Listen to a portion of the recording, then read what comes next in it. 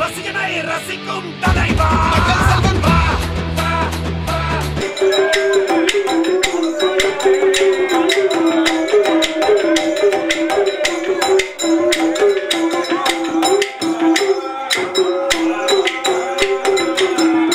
அயோத்தியா பட்டணத்திலே ஸ்ரீராமரானவரும் சீதாதேவி பெண்கொடியாலும் சிறப்புடனே ஆட்சி செய்து வருகிறார்கள்.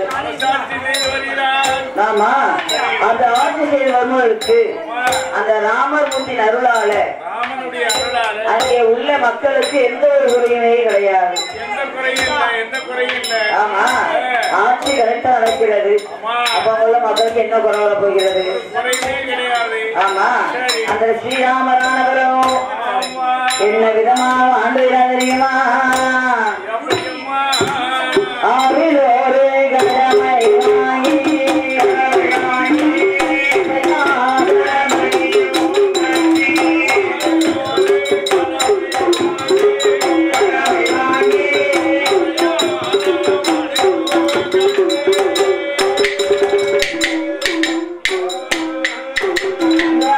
ஒரு கடமை வாங்கி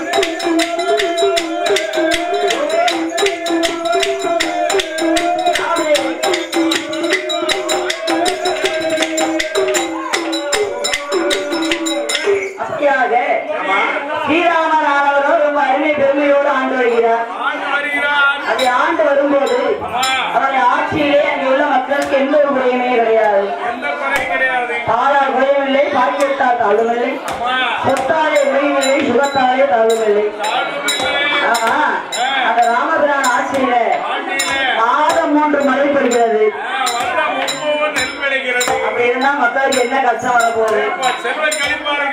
ஆமா, சரி, தொழும்போது ராமா என்பார், இதை கிடைக்கும் போது சீதா என்பார். அப்படி ராமா சீதா என்று சொல்லி ராமபானம் பாடி அருமை பெருமையோட ஆண்டு வருகிறார்கள். ஆமா, அப்படி அருமையோடு ஆண்டு வரும் பொழுது ஒரு நாள்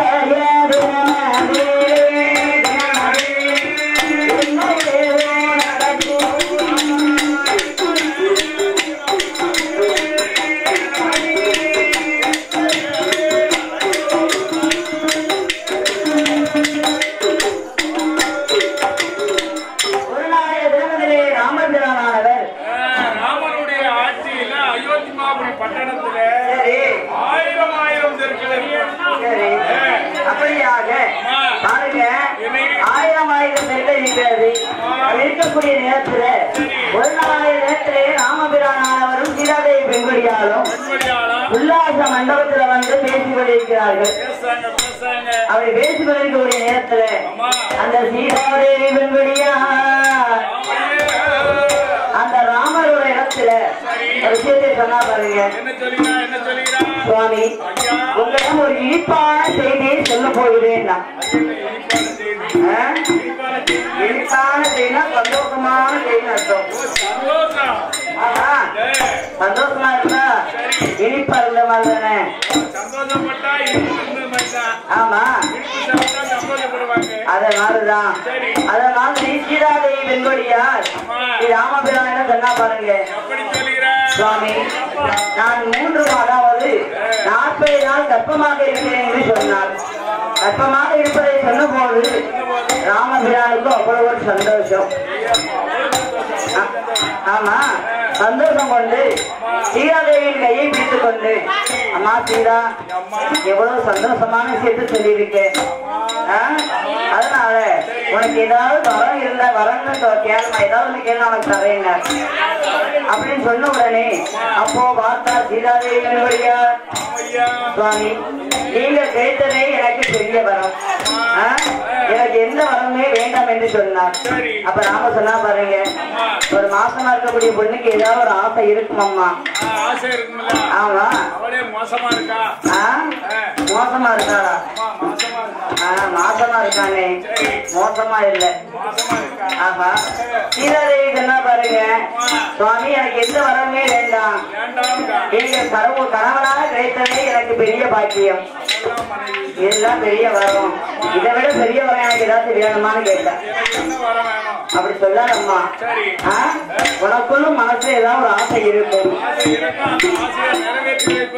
கணவனின் கடமை அல்லவா, அதனால எதுவாக இருந்தாலும் என்னிடம் சொல்லம்மா என்றார். அப்ப சீதாதேவி சொன்னா பாருங்க, சுவாமி, நாம 14 வருடம் வனவாசமாக அல்லவா, அங்க இருந்த போது காற்றில் அழகை எல்லாம் நான் பார்த்து ரசித்தேன் சுவாமி. அதே போல இன்னும் ஒரு தடவை நான் காற்றுக்கு சென்று காற்றில் உள்ள மிருகங்கள் பத்தினிமார்கள் எல்லோரையும் பார்க்க வேண்டும் என்று ஆசையாக இருக்கிறது சொன்னான். மறுபடியும் பணம் பார்த்தோம்னு ஆசைப்பட வேண்டாம். ஆமா அப்படி சொன்ன போது அப்போ ராம்பிரான் பார்த்தார், இதுதான் உன்னோட ஆசையா? கண்டிப்பாக ஒரு நாள் உனக்கு நிறைவேற்றேன் அம்மா. அதுக்கு ஒரு நேரம் வரும், அப்போது நிறைவேற்றினேன் சொல்லி அந்த ராமரும் சீதையும் பேசிக் கொண்டிருக்கேன். அப்படி இருக்கும்போது அந்த அயோத்தி பட்டணத்திலே அந்த ஸ்ரீராமமூர்த்தி ஆட்சியில மக்களுக்கு எந்த ஒரு குறையும் கிடையாது அல்லவா? அப்படி இருக்கும்போது அந்த அயோத்தி பட்டணத்தில் 1000 தெருக்கள் இருக்கிறது. என்னென்ன தெருக்கள் தெரியுமா? பட்டத்தெரு 1000, கட்டை தெரு 1000,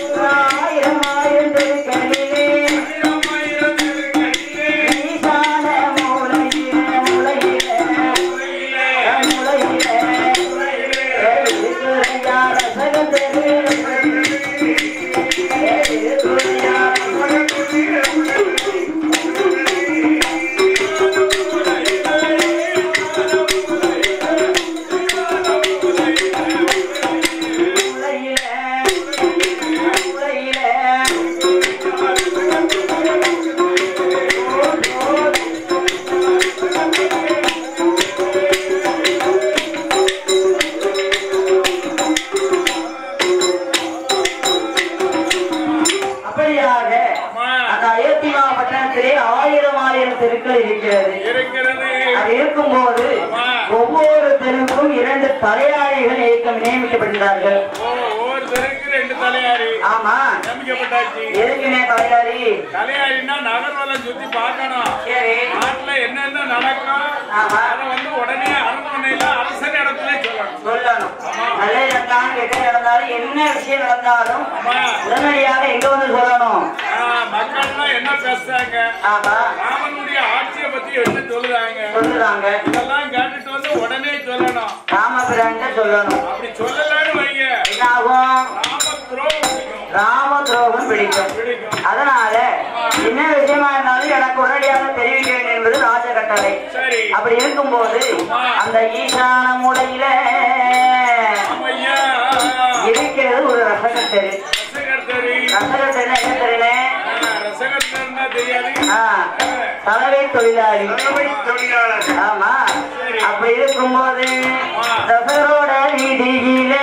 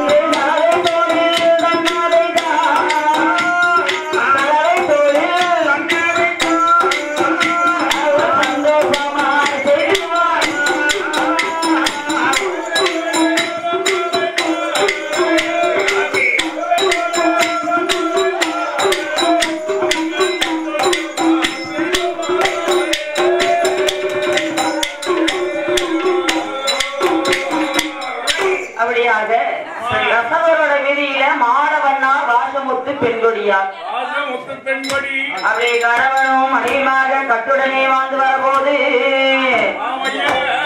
அவர்கள் தொழிலோ சலவை தொழில். சலவை தொழில ரொம்ப சந்தோஷமா செஞ்சுக்கிட்டு வராங்க. ஆமா, ஏகப்பட்ட சொத்து சுகம் இருக்கு. எவ்வளவுதான் சொத்து சுகம் இருந்தாலும் குலத்தொழில் செய்யாட்டி என்ன ஆகும்? கஷ்டம் வந்துடும் அப்படின்னு சொல்லி, அதாவது தலைமை தொழிலை ரொம்ப சந்தோஷமாகவே செஞ்சுட்டு வர்றாங்க. அதை செய்து வரபோது அவர்களுக்கும் 12 வருட காலமாகவே குழந்தை இல்லாமல் இருக்கிறது.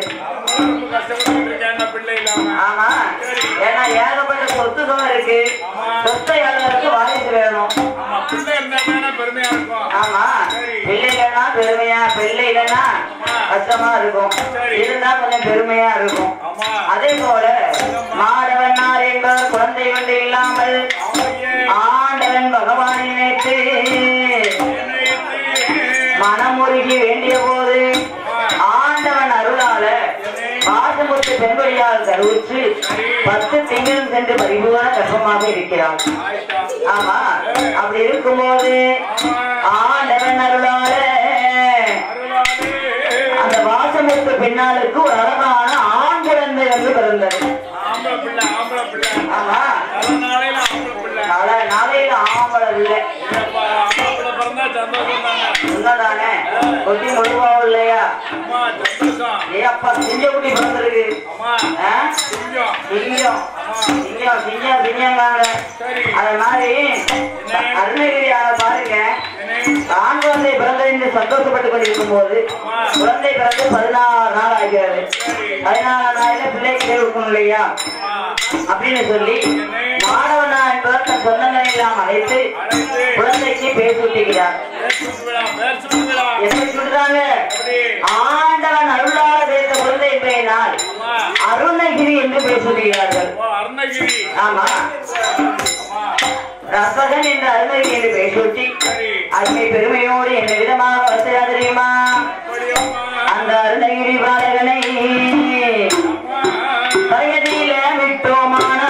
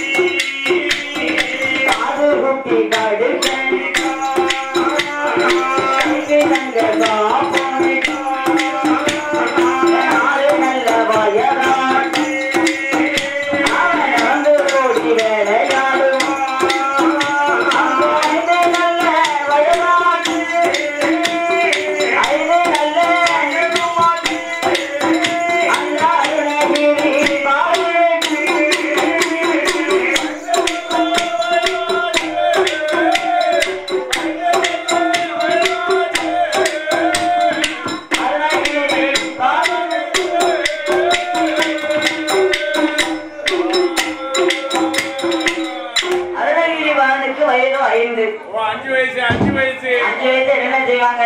5 வயசுல பிள்ளைக்கு அறிவு வளரக்கூடிய பருவம். அறிவு வரணும்னா என்ன செய்யணும்? அறிவு வளரணும்னா பள்ளிக்கூடத்துக்கு அனுப்பணும். உண்மைதானே? ஆமா. வீட்டுக்கு வந்து பூட்டி வச்சு அறிவு வருமா? வீட்டுக்குள்ளே இருந்து சொன்னா அவன் எங்க அறிவு வளருமா?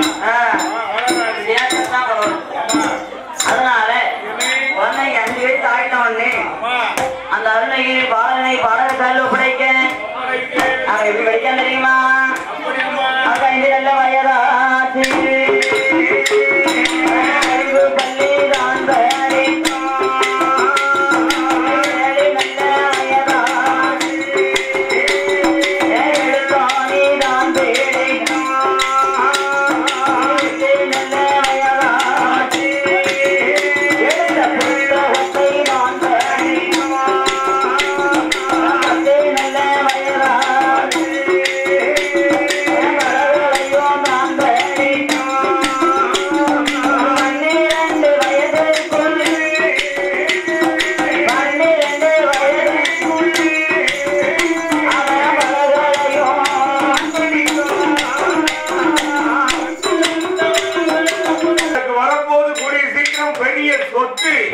சொத்து. ஆஹா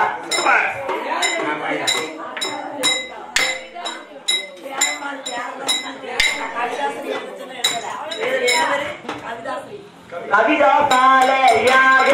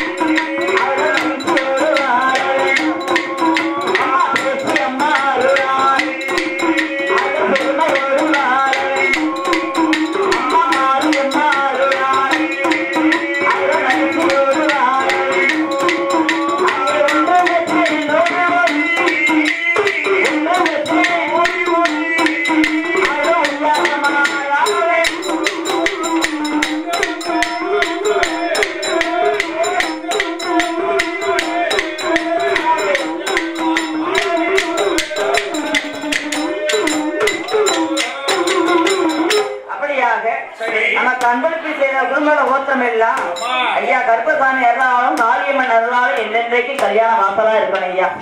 அப்படி இருக்கும்போது பாருங்க அருணகிரி வரனுக்கும் வாழ வயதாச்சு, வயது 21 ஆச்சு. 21வது வயதிலே மனமுடிக்க வேண்டும் என்று சொல்லி அந்த வாசம்பது என்ன செய்கிறார்?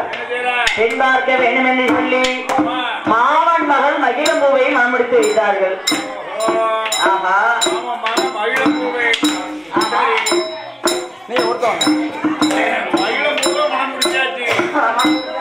அருணகிரி பாலகனும் மகிழம்பூவா திருவடியாலும் அவருடைய அருமை பெருமையோடு என்ன விதமாக வாழ்ந்துறாங்க தெரியுமா? கணவனும் மனைவியாக ஒற்றுமையாக வாழ்ந்து வரும் பொழுது புருஷன் மன்னாட்டியுமா ரொம்ப சந்தோஷமா வாழ்ந்து வர்றாங்க. அப்படிதான் இருக்கணும். என்ன விதமாக வாழ்ந்துறாங்க தெரியுமா? தேங்காயும் தண்ணீரும் போல, நகமும் சதையும் போல, உடலும் உயிரும் போல நம்ம ஒற்றுமையா வாழ்ந்து வராங்க. ஆமா, அது அருமை பெருமையோடு வாழ்ந்து வர போது அந்த அருணகிரி பாலகனோ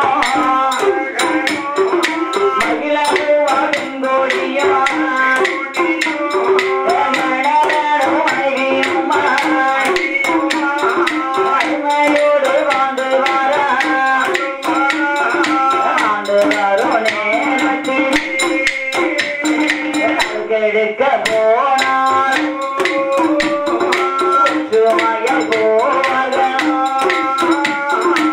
போவதற்கு போனால் அழகு பேதலும் போவார்கள் குறைப்பதற்கு போனால்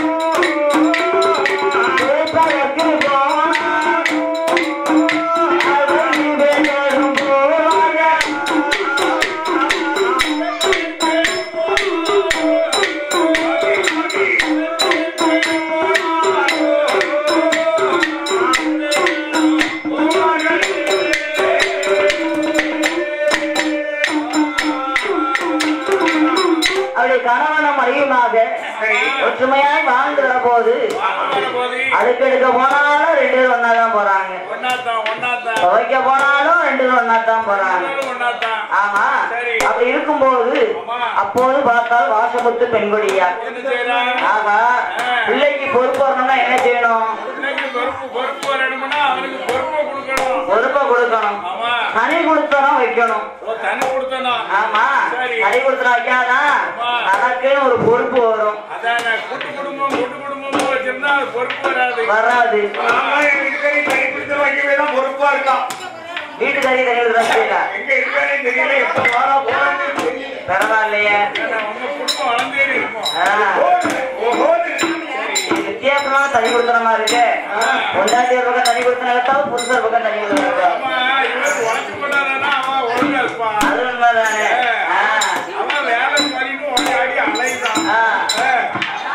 ஓஹோ குடும்பம் அத மாதிரி பாருங்க. அப்ப பார்த்தால் பையன் என்ன செய்யறாங்க? 2 பேரையும் தண்ணி கொடுத்தா வைக்கிறேன்னு சொல்லி வாசமுத்து பெண்கொடியால் மகனையும் மருமகனையும் தண்ணி கொடுத்தன வைத்தார்கள். ஏன்னா சந்தோஷமா இருக்குமே தண்ணி கொடுத்து அனுப்பிடணும். எழுத்துக்கப்பா அந்த வெள்ளாள தெரு ஒரு தெரு உனக்கு தான். நீ வெளுப்பியோ துவைப்பியோ எல்லாம் உன் பொறுப்பு தான் பாத்துக்கோ. ஆமா என்று சொன்ன வாசமுத்தானவர் சொல்ல அருணகிரி பாலகனோ சரி என்று சொல்லி தனி கொடுத்தன வந்தார்கள். தனி கொடுத்தன வச்சு கொண்டிருக்கிறார்கள். அப்படி இருக்கும் போது அந்த ஒரு நாள் ஐயா செய்யாம வீட்டு வந்தாரெல்லாம்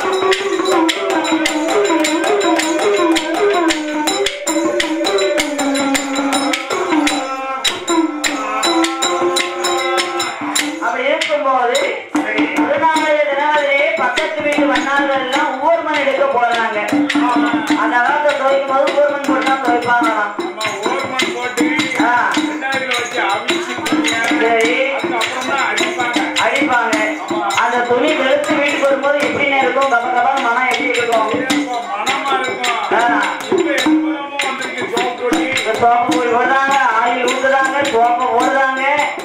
ஆனாலும் சம்பவம் எல்லாம் போட்டாலும் அப்ப உள்ள மனம் வருதா? அதே போல பக்கத்து வீட்டு அண்ணாலும் ஊர் மணி எடுக்க போகும்போது பார்த்தான் அருணகிரி அம்மா நமக்கு ஒரு பொறுப்பை கொடுத்துருக்காங்க. அப்படின்னா நம்மளும் ஊர் மணி எடுக்க போவோம் இல்லையா? அதே மகிழம்பூவா பக்கத்து வீட்டு அண்ணாலாம் ஊர் மணி எடுக்க போறாங்க. நானும் மண்ணை எடுக்கிறேன், போய் சாப்பாடு எடுத்துட்டு வா. முன்ன பின்ன ஆகும் போனவனே வர முடியாது. முன்ன பின்ன ஆகலாம் அப்படின்னு சொன்ன உடனே அப்படியா நீ சாப்பாடு வாங்கிட்டு நேரம் படித்துறைக்கு வரணுமா? சரி அப்படின்னு சொன்ன உடனே அப்போது பார்த்தார். எங்க நம்ம வீட்டுல பழைய சாதம் தான் இருக்கு சுவாமி. பழைய சாதம் தான் இருக்கு. அதனால என்ன செய்யலாம்? சாப்பாடு எடுத்து நான் வாரேன். நீங்க துறைக்கு பொங்கல் என்று அனுப்பி வைத்து விட்டு ஏன்னா எங்க அம்மாவுக்கு ஒத்த பிள்ளை அளவுக்குமே சாப்பாடு ஊட்டி அதனால நேரம் தான் எனக்கு கோபம் வந்து பார்த்துக்கோ.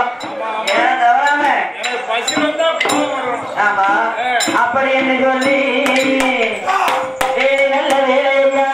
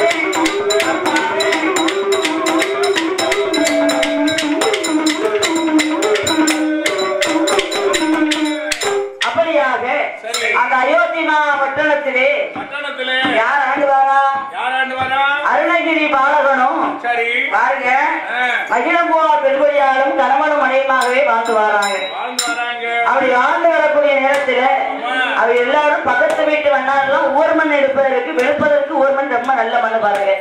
அந்த மண்ணை எடுப்பதற்கு பக்கத்து வீட்டு வண்ணாரெல்லாம் போறாங்க. அப்ப பார்த்தான் அருணகிரி பாலகனும் மனைவியிடம் சொல்லிவிட்டு அதையே நான் மண்ணை எடுத்துட்டு துறைக்கு வெளுக்க போறேன், எனக்கு சாப்பாடை கொண்டு மதிய சாப்பாடை கொண்டு வந்துரு, உடனே போயிட்டு வா, எனக்கு நேரம் ஒண்ணு தரக்கூடாது, மதிய சாப்பாடு ஒரு மணி ஒரு மணி சாப்பிட்டோம் பாத்துக்கோ, ஏன்னா செல்லமா வளர்ந்த பிள்ளை அப்படின்னு மனைவிட்ட சொல்லிட்டு அவர் தன் வாகனம் என்னது பஞ்ச கல்யாணி தான் கழுதையை பத்திக்கிட்டு அவர் சாம போறார். போன போது அப்ப பார்த்தா மகிழம்பூவார் முதல்ல நம்ம விழால விட்டு சாப்பாடு வாங்க போறோம், கல்யாணம் முடிஞ்சு ஒரு மாசம் தான் ஆகுது, அப்படி பாலும் கல்யாணமா போக முடியுமா? எப்படி போக முடியும்? எல்லாரும் கேட்பாங்களா? அப்ப இப்பதான் கல்யாணம் என்ன தெரிஞ்சு வாரா கேட்பாங்கல்ல, அப்ப நம்ம எப்படி போனோம் என்ன செய்யறான் அப்படின்னு சொல்லி நம்மை அலங்காரம் செய்ய வேண்டும் என்று அவன் என்ன செய்ய தெரியுமா? சீனி வாரே தலைமோடிந்த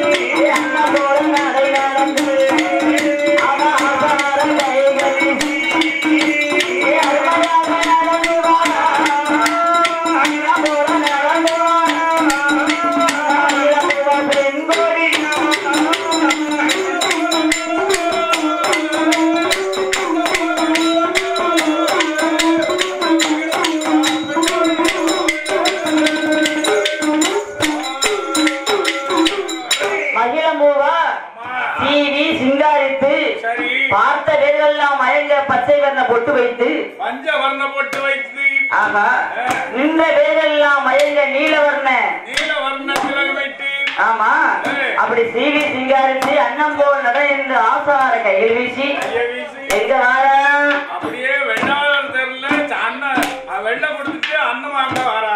ஆமா சோறு பெட்டி எடுத்து சாப்பாடு வாங்க வாரா. சோறு பெட்டியை கையில வச்சிருக்காங்க. ஆமா அப்ப உள்ளவங்க அப்படித்தானே வருவாங்க. ஆமா இப்ப யாரும் சோறு வாங்க மாட்டாங்க, சோறு வாங்கவும் வர மாட்டேங்காங்க, நம்ம கொடுக்கவும் மாட்டோம். அதுல இப்ப யாரு கொடுத்தா சாப்பாடு? எல்லாருமே எல்லாம் எடை போட்டு பொங்க ஆரம்பிச்சாச்சு. ஏன்னா அந்த காலத்துல எல்லாம் சாப்பாடு போகிறாங்கன்னா அண்ணா பிள்ளைனா நம்ம வீட்டு பிள்ளை.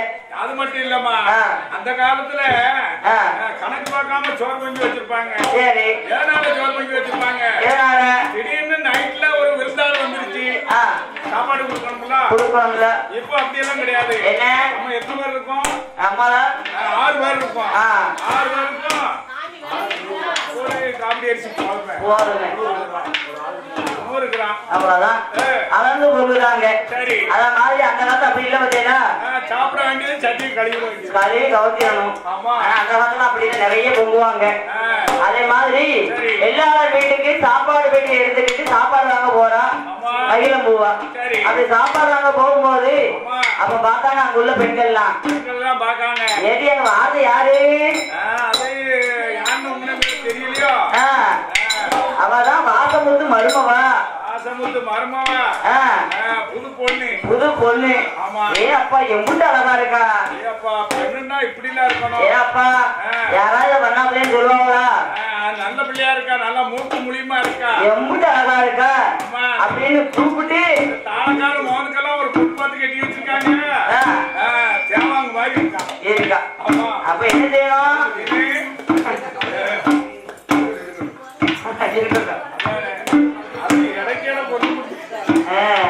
அப்போது பார்த்தா மகிழம்பூவால் வருவதை பார்த்தோன்னே வெட்டாத பெண்கள்லாம் எடி மகிழம்பூவா, ஏ அம்மா ஆசமுத்து மரும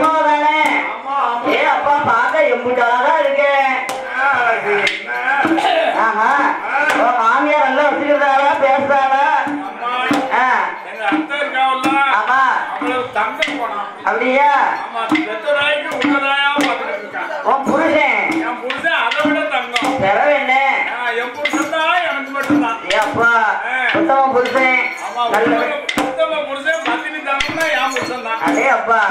அப்படியா? என்னை விட்டு எனக்கு பிரிய மாட்டவா. இன்னைக்கு தான் என்னை பிரிஞ்சு அங்க போயிருக்காவா. இன்னைக்கு ஒரு மணி நாள் அவங்க போயிட்டாவா. அப்படியா? நான் சாதம் வாங்கி போறவனு வெள்ள கொடுத்துட்டு சாதம் வந்ததுக்கு வந்திருக்கேன். அப்படியா? ஆமாமா. எல்லாம் இப்ப என்ன அவசரம்? இப்பதானே வந்த, கொஞ்ச நேரம் இருந்துட்டு அதுக்கப்புறம் வாங்கிட்டு போ. இங்க பாருங்க, என்ன அப்படியெல்லாம் சொல்லாங்க. அவங்க பசிதாங்க மாட்டாவா. அப்படியா? எடி மணி 10 தான் ஆகுது. இப்பதான் உன் புருஷன் போயிருக்கான். ஒரு மணிக்கு சாப்பிட்டோம், கொஞ்ச நேரம் உட்காருன்னாவும் உட்கார்ந்து பேச ஆரம்பிச்சாங்க. பொம்பளை பேச கேட்க மாட்டேனும். அது அடுத்த வீட்டுக்காரன்னா தண்ணி குடிச்சு குடிச்சு பேசுவாங்க பாத்தீங்களா? ஆமா, இருந்து பேசிக்கிட்டே இல்லாம பாத்தீங்களா? நேரம் போனது தெரியல. மணி என்ன?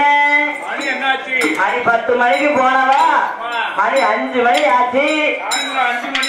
5 மணி வரைக்கும் அவருக்காக பேச்சுல உட்காந்துட்டான்.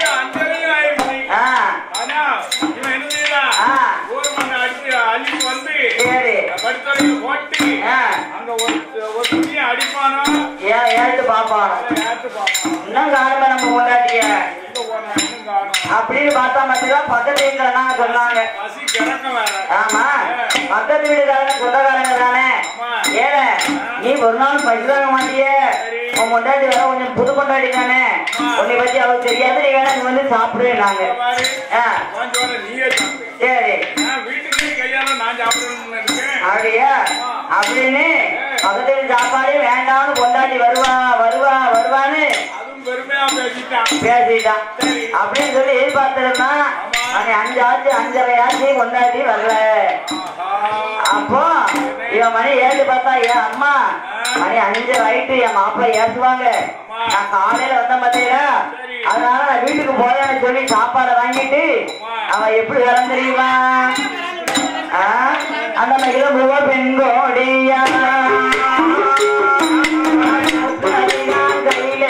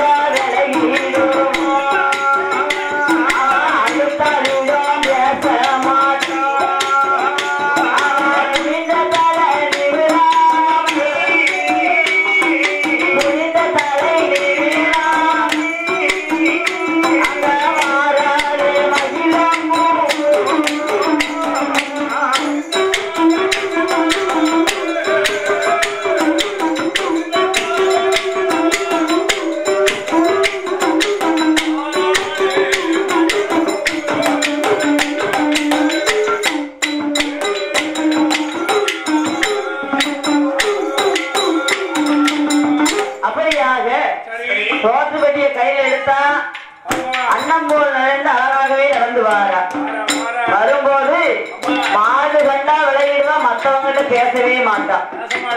ஆடு கண்டா விளையிடுவான், அடுத்த ஆம்பளை ஏற்று பார்க்க மாட்டான், அடுத்த ஆள்கிட்ட பேச மாட்டான். ஆமா, புரிந்த கை நீராவை சோற்று பெட்டி கையில் எடுத்து ஆமா துறைக்கு போன்னு சொன்னாவோட ஏறாயிட்டு வீட்டுக்கு வந்தா வந்திருப்பாவோடோ அப்படின்னு வீட்டுக்கு வந்து பார்த்தா வீடு பூட்டின மாதிரியே இருக்கு. அப்போ இன்னும் துறையதான் நிற்காங்க. வரவில்லை என்று சொல்லி துறைக்கு வேகமாக வரப்போகுது. இங்க இருந்து பார்த்தா பாருங்க, அவன் அங்கேயிருந்து எப்படி வர அண்ணன் போல் நடந்து அது அசால்ட்டா மெல்ல நடந்து வாரான். ஆமா, அடிக்கி குலுக்கி மினுக்கிட்டு வாரான். இவன் பசியில கோவத்துல இருக்கான். இவன் இருக்கு தெரியாம அவன் அசால்ட்டா வந்தா பார்த்தேல, அங்க இருந்து வாண்டா இங்க இருந்து போனா பாருங்க, அந்த கழுத பத்துவாங்களே கம்பு, அந்த கம்பு எடுத்து ஓடோடி போனா, ஓடோடி போய் அடி எடுத்து அவன் என்ன சொன்னா தெரியுமா? சோறு வாங்க போனி அடி, சோறு வாங்க போனி அடி, சோறு வாங்க போனி அடி, போனி அடி போனை அடி இல்ல, சோடி பார்த்த போனை அடி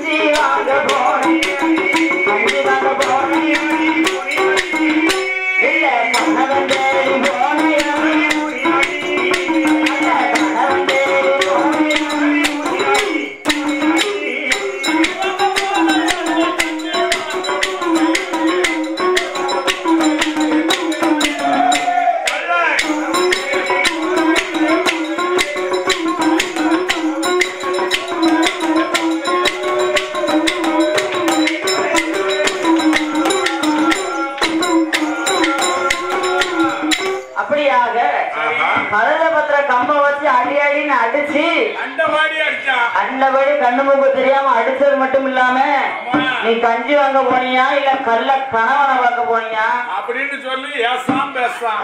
சோறு வாங்க போனியா சோடி தேடி போனியா இல்ல அவன் ஜோடிய பார்க்க போனியாடி அப்படின்னு அடி அடி அடிச்சான் பார்த்தேடா. அடிச்சாமல. ஆமா அப்ப பார்த்தா மகிழம் அடிச்சாமல. கொண்டாடி அடிச்சாலும் பேணி அடின்னு பேரு. ஒரு அடி 2 அடி அடிக்கலாம்ல. அடிக்கலாம்ல. அவன் வளர்த்து முடிச்சு சமட்டுதான். கண்ணு முக தெரியாம அடிக்கான். அப்படி அடி அடிஎன்று அடித்து அவனால வாசகை பேசும்போது அந்த மகிழம்பூவா என்ன தெரியுமா? அடித்தாலும் அடித்திடுங்கோ அடித்தாலும் அடித்திடுங்கோ அடித்தாலும் அடித்திடுங்கோ அவமானமா பேசாதீங்க அவமானமா பேசாதீங்க.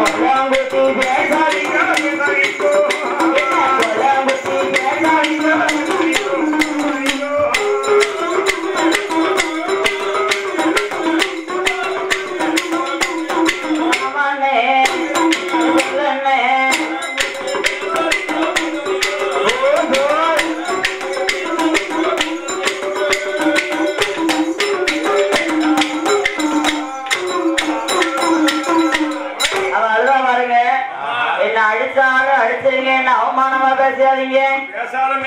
வெட்டினாலும் வெட்டிருங்க வேண்டாம் வார்த்தை மட்டும் பேசாதீங்க. அப்படியெல்லாம் பேசாதீங்க அப்படின்னு சொல்லி அவ கண்ணீரை வெடித்த போது அப்பதான் பார்த்தான் அடியே பாதகத்தி நீலிக்கு கண்ணீர் வெட்டி என்று சொல்வார்களடி. அத மாதிரி என்ன நீ நீலி கண்ணீர் வச்சுட்டாங்க அப்படின்னு சொல்லி மறுபடியும் தாறு மாற அடிச்சான்.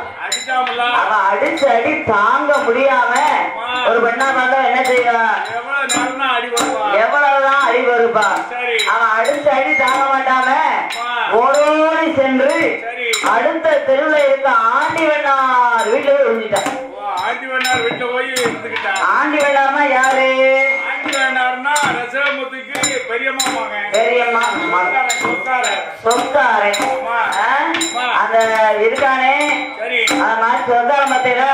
சொத்தாரனுக்கும் இவனுக்கும் ரொம்ப நாளா பகை பாருங்க. பேச்சுவார்த்தை கிடையாது. மகிழம்பூவால ஆண்டிவனாதான் முதல்ல பொண்ணு கேட்டாரு. அது அவங்க கொடுக்க விருப்பம் இல்ல. ஆமா இவனு கட்டி வச்சுட்டாங்க. அருணகிரிக்கு படித்துறையில ஆமா நிக்கும் போது சரி அவசரத்துக்கு ஒரு வீடு கேட்டா கொடுக்கல. அது வேற கோபமா? ஆமா அப்படி இருக்கும்போது அடித்தடி வருத்த மாட்டாமா அடுத்த தெருல இருக்க ஆண்டிவனா வீட்டுல ஒழிஞ்சிட்டா. இது தெரிஞ்ச உடனே அவனுக்கு கோபம் இன்னும் அதிகமாச்சு. அப்போ கொண்டாடி போல கூப்பிடணும்ல. அவன் கூப்பிடல. என்ன காரணம்? பாக்கெட்ல கொஞ்சம் பணம் இருக்கு அப்படின்னு சொல்லி விட்டுட்டு அவளுக்கு கூப்பிடலாமா அப்படின்னு சொல்லி பாக்கெட்ல பணம் இருக்கிற வரைக்கும் நல்ல கடையில சாப்பிட்டான். ஒரு நாள் ஆச்சு, 2 நாள் ஆச்சு, 3 நாள் ஆச்சு, 4 நாள் ஆச்சு. கையில் உள்ள பணம் காலி ஆயிட்டு போச்சு. பணம் காலியான நேரம் எங்க வரான்? அம்மா வீட்டுக்கு வரான். சரி சரி படுத்துட்டான். எத்தனை நாளைக்கு படுக்க முடியும்?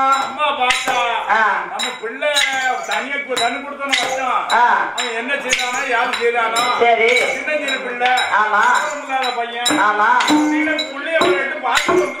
அப்படின்னு அப்படின்னு வார அங்க வந்து பார்த்தா என்னாச்சு? உறங்குதான் பசி மயக்கத்துல கொண்டாட்டியே காணும். அப்ப பார்த்தா என்ன யாரு படுத்திருக்க வீட்டுல லைட் போடல ஒண்ணும் போடல என்ன நீ தூங்குற பாரு ஒரே மருமகள் எங்க அப்படின்னு சொன்ன உடனே அப்ப என்ன சொன்னாரு கண்ணை முடிச்சு பார்த்தா அம்மா வா வந்தியா இப்ப என்ன கேக்க அவன் பொண்டாட்டி எங்கன்னு கேட்டேன் மருமகளை கேக்கியோ அவ பேச்ச என்கிட்ட பேச ஏன் அண்ணம்மாவான்னு சொல்லி என்ன கெடாம கெடுத்துட்டிய கெடாம கெடுத்தானா ஏன்டா அப்ப சொல்ற அவளை போய் கட்டி வச்சு என்ன கெடுத்துட்டிய அம்மா ரைட் பை க்ளோஸ் ஆகி போச்சா அடேங்க அப்பா எப்ப தெரியுது எப்ப தெரியுது சண்டை வந்தா அப்புறம் தெரியும் அவன் என்ன பாருங்க நல்லவான்னு நினைச்சேன் சரி அப்படியெல்லாம் சொல்லாதடா ஏன் அண்ணனோட பத்தி எனக்கு தெரியாதா அம்மா அங்க பாரு அவ பேச்ச எடுத்தேன்னு வச்சுக்கோ மண்டே உடச்சுவேன் இப்ப என்னடா நடந்தது என்ன நடந்துக்கணும் என்ன நடக்கணும் ஏன் அம்மா வீட்டுக்கு வீடு வாசப்படி புருஷன் முன்னாடி சண்டை வராம இருக்குமா அம்மா புருஷன் முன்னாடினா சண்டை வரதான் செய்யும் சண்டை வந்தது அந்த காலத்திலே சொல்லிருக்காங்களா என்ன கூடலுக்கு பின் கூடல் காலையில சண்டை போட்டா சாயங்காலம் ஒன்னா சண்டை அப்படியா அது மாதிரி சந்தோஷம் எனக்கும் என் முன்னாடிக்கு சின்ன சண்டை பார்த்துக்கோங்க நான் அவளை ஒரு அடிதான் அடிச்சேன் கோபத்துல வாங்கி ஒரு அடி அடிச்சேன் அடிச்ச உடனே அவ எங்க போகணும் கோபத்துல ஒண்ணு உன் வீட்டுக்கு வந்திருக்கணும் இல்ல அம்மா வீட்டுக்கு போயிருக்கணும் அவ எங்க போயிருக்கா தெரியுமா எது இருக்க மாதிரி ஆண்டி வண்ணா வீட்டுல போய் விழுந்திருக்கான்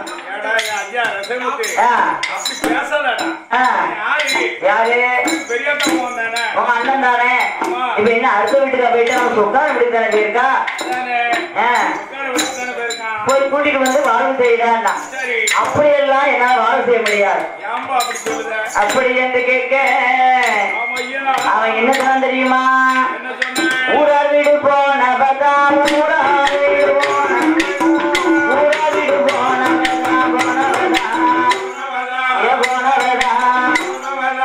ஒரு நாளும் எனக்கு வேண்டாம் ஒரு நாளும் எனக்கு வேண்டாம்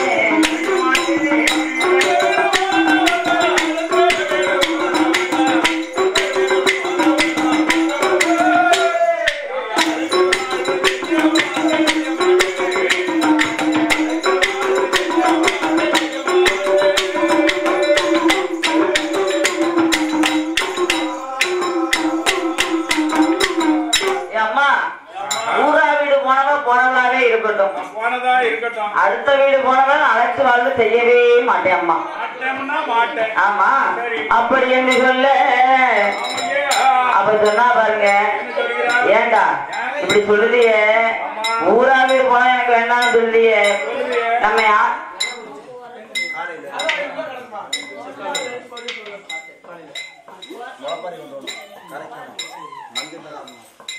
மோப்பாரி கரைச்சி வந்தவரை ஒரு 6-6:30 மணி ஆகும் மோப்பாறை கரைச்சது அது வரை கரைச்சி வந்து அவன் வெளில பாடி சரி